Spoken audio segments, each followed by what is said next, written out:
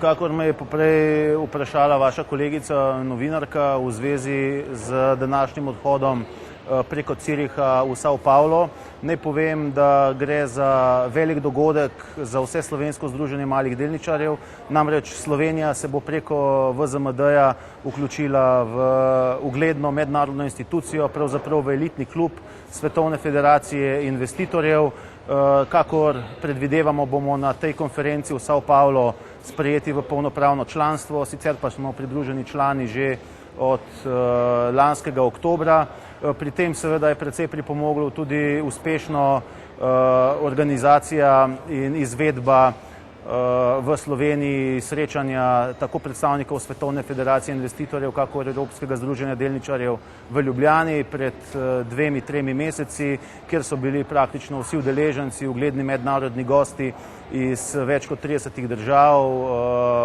preko 50 je bilo, navdušeni nad to organizacijo in s tem mislim, da smo si dejansko zaslužili in dokazali, da smo lahko sprejeti tudi v Svetovno federacijo investitorjev. Jaz si obetam, da bo šlo glede na dosedanje dogovore in izpolnjene kriterije ter pogoje vse, kakor je predvideno, tako da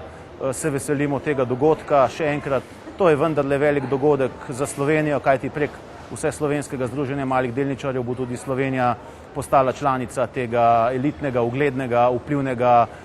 mednarodnega združenja, institucije, ki obstaja že od leta 1960 in ki združuje